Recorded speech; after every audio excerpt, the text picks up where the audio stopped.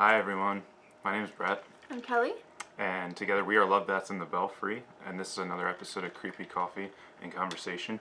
Cheers. Our last episode we drank tea for some reason, but we actually have coffee this time.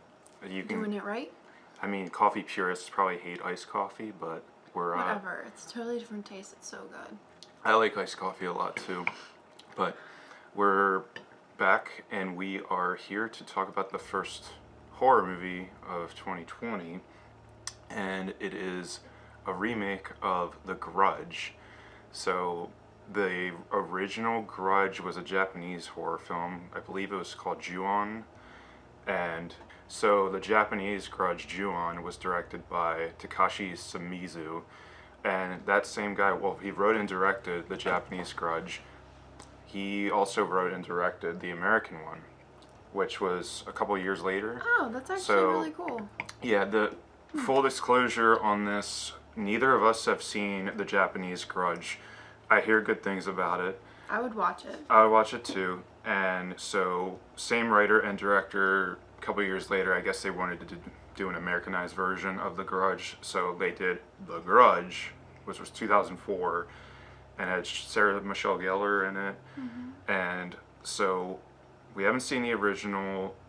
We both seen the 2004 Grudge, but I'll be honest, we started watching it one night, we didn't finish it, and I'm gonna judge this new Grudge movie just on itself. Mm-hmm. I'm not gonna compare it to others because last time I saw the 2004 Grudge, I don't really remember much about it. I just remember it being whatever. I was literally 12 years old, so I would watch it at my friends' houses for when four of us would get together or whatever, and we would scare the crap out of each other. Yeah. Which is why I love these types of horror films, because it's nostalgic. Yeah, it has a sentimental value to but it. Like you said, the reason I'm bringing that up is just because I don't remember.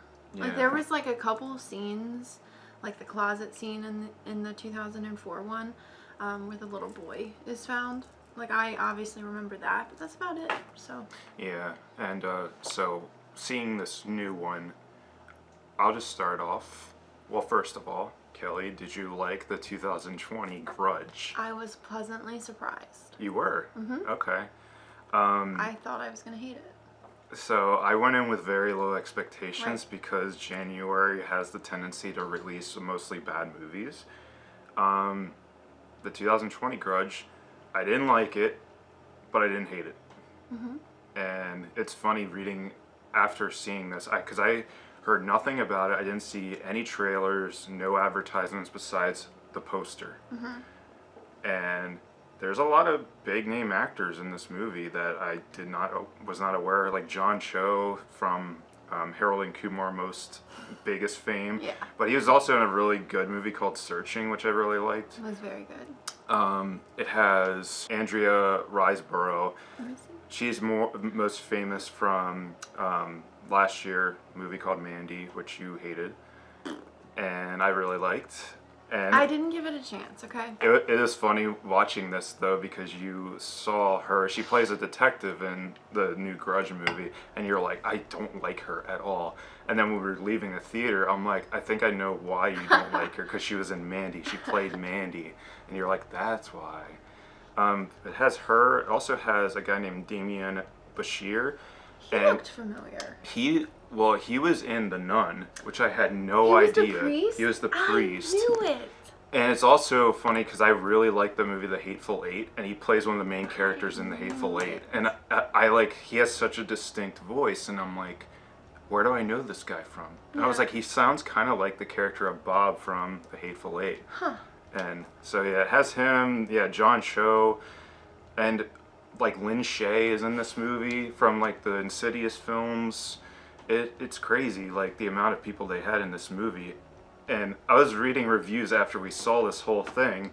The reviews trashed this movie. Really? Yeah, it has, at least at this point watching this video, if you're watching, it has a 16% on Rotten Tomatoes. Wow. And the only thing I can come up with based on that is they're probably comparing all the other films together. Right.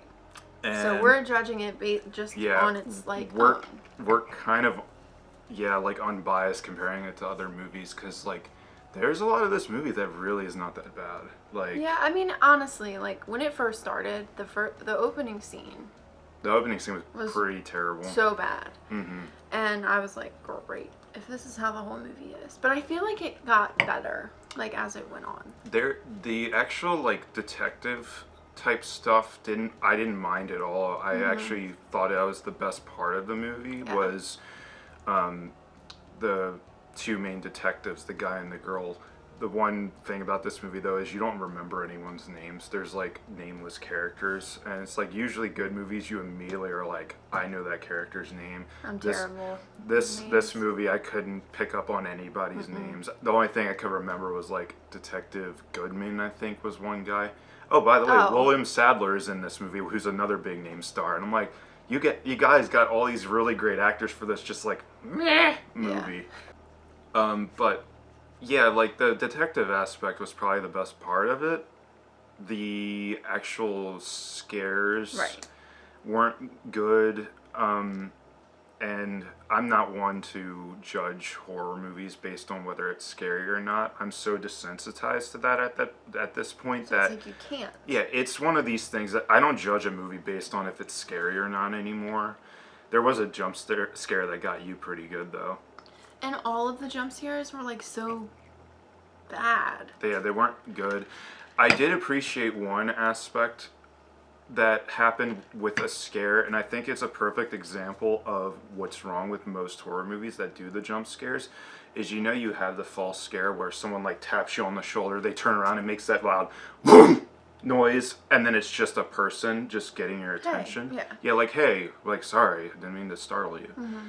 There is that part of the movie where there's like John Cho, who plays a real estate agent. He goes to the house where this grudge thing is happening, and he is like looking to see if someone's home, and no one's home. And then he turns back around towards the front door, and the little girl is standing there.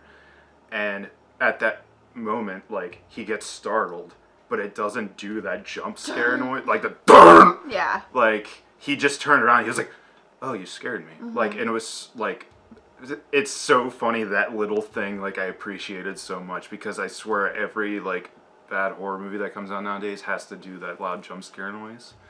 So that's not saying much though, because there is a lot of bad aspects of The Grudge 2020. Yeah. What do you think about like the special effects and stuff? The prosthetics weren't too bad.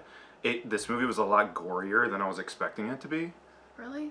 Yeah, there is one scene with Lynn Shay. So I think on Creepy Coffee and Conversation at this point we mostly spoil everything. So spoilers like in advance. But Lynn Shay, like, she's not in the movie that much, but at the end, obviously her character dies. Her character's death was almost hilarious. I like wanted to start laughing out loud because she's in a hospital and she like jumps off of the staircase, which is like a kind of a spiral staircase, and she literally smacks her head and her neck like up against this railing as she falls, and then when she hits the floor, she literally explodes. She explodes. She actually explodes. And they show it twice. Yeah. And I'm just like, that's another thing was like, there's one part of the movie where the two detectives go to this crime scene. They find this body that was there for months. And so throughout this movie, there's like several different storylines, and it all ends up coming together towards the end. But it recaps them seeing this body, and it's like, it's so easy for the audience to just like connect the dots, but it has to re-show that part. It's like, yeah, we get it. And it recapped showing Lynn Shay jumping to her death and exploding. Yeah. And some of the deaths were really over the top. She killed her husband with a fork. Mm-hmm. A fork. Yeah. And there was blood everywhere. It was all over the house. Like, okay, what did you do with that fork? Like, I don't know. Yeah, there's a part where Lynn Shay is like chopping off her fingers one by one.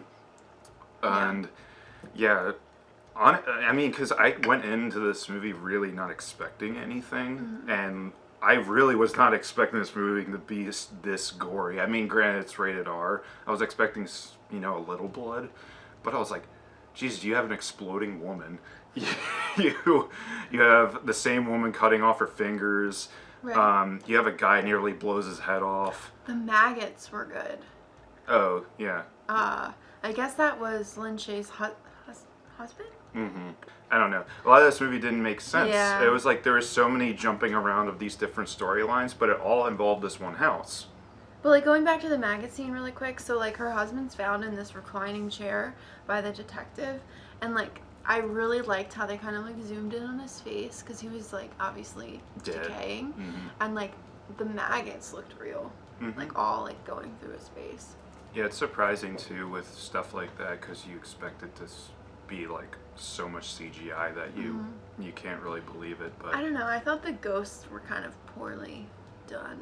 all of the like what the little involved the little girl, and yeah, it was very forgettable to me. Like if you're watching this video now, we saw it yesterday, and a lot of it's already fading from my mind.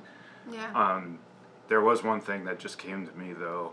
One thing I hate in a lot of horror movies, and you probably didn't notice or didn't really think about it, and probably not a lot of people think about this, but I hate in horror movies, I can suspend my disbelief for lights flickering on and off and like electricity being affected, but I cannot suspend my disbelief enough to where a ghost alters security footage. You know the part where she goes, the one detective, she goes in this one room, the evidence room. Yeah. And then she notices someone like open the door and walk by.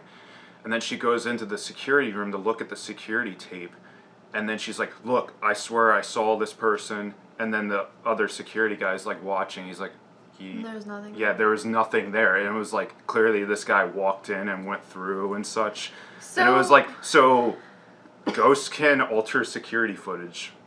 Okay. I totally hear what you're saying, but the way that I was thinking that about happened in it, Sinister, the movie Sinister. Like, there's a part where, you know, the creepy guy, it was on, the main character, like, had, like, an image of him on his computer, and he looks away, and then the still image of him moves. And I'm like, ugh. Like, ghosts can't do that. True. I don't know. That's a better example, because in this movie, like, I was thinking of it more of, like, the ghost playing tricks on her mind.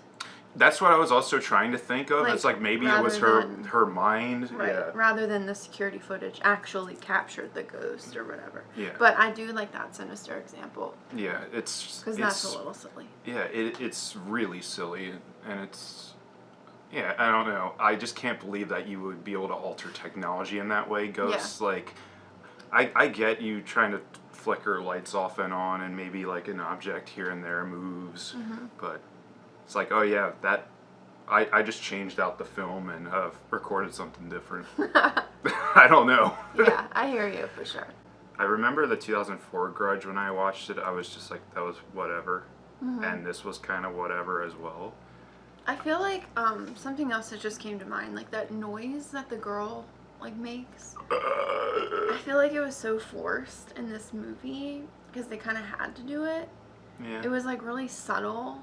So it's like if you don't know like the original Grudge or the 2004 version, then you're like, what is she doing? Because it's just like in one scene. Can we talk briefly about how awkward the end credits are? That was weird. Silent. Yeah, the end credits. The movie ends with it's just a shot of a house, and like you're basically like, okay, I think the movie's done at this point. And the credits start popping up while it still has this image of the house. And usually most credits, it's, you know, a black screen with text going down. Or some song. Or yeah, something. It's dead silence, and it has the credits come up on screen as it shows this house, and nothing's happening.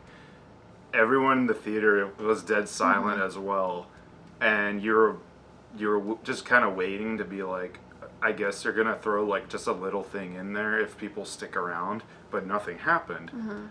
And it was just so funny that the movie ends, and I feel like no one felt comfortable to even start talking. Right. Because you're almost expecting something to happen. And it was after like the big like twist, like you think everything's okay, and then it's not, because she's hugging the Grudge, who she thinks is her son, and the movie ends. Yeah. And then it's silent. So everyone's like, except for us. Yeah, we were just like, Yep. all right. I want to start talking, but I feel awkward because no one else is. Right, and we always stay till like the end of the credits because we want everyone to GTFO. Yeah. And then we go. Yeah. It's silly. It was a very interesting way to just end the movie. I don't know, because usually when you have that, you have some sort of like extra thing that goes with it. And that song that they did play for the rest of the credits was intense. I need to look that up. I hated it. I don't know what it was, but it was like it was a pretty cheesy, terrible rock song. And then the middle was just this girl like screaming frantically, like trying to be almost like a scream queen type thing in like a horror movie. But it was very awkwardly, it was like musically like placed. Mm-hmm. So I don't know. It was pretty terrible. Yeah. But I don't know. The more that I'm sitting here thinking about it, the less I like it. But yesterday, just sitting through the movie, I didn't hate it.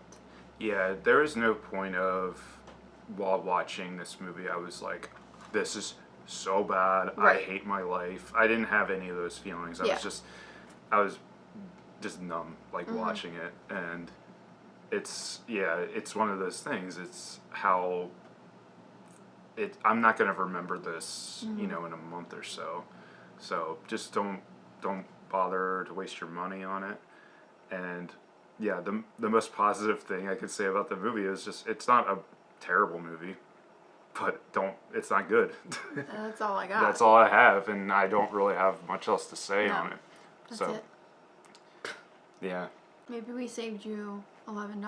Yeah, that's a silver lining. We'll think of it that way. So save your $11, or we went to a matinee, so save your $7. Right. And I would say, watch. I guess watch the 2004 Grudge if you want to be exposed to the story of the Grudge. But And wait till this one comes out. Yeah. Streaming. Yeah, streaming. It's not good. That's the plan. Yeah. So this has been Creepy Coffee and Conversation. My name is Brett. I'm Kelly. And we're Love Bats in the Belfry. If you've seen the 2020 Grudge, let us know what you thought. If you thought it was the worst piece of trash you've ever seen, let us know. If you thought it was the greatest thing you've ever seen since Casablanca, let us know. And like this video and comment and subscribe if you haven't already. Hit the bell for notifications on our next video. And we will see you in a future video. Stay spooky, stay creepy, but don't hold a grudge against us. Yeah, please. Alright, bye!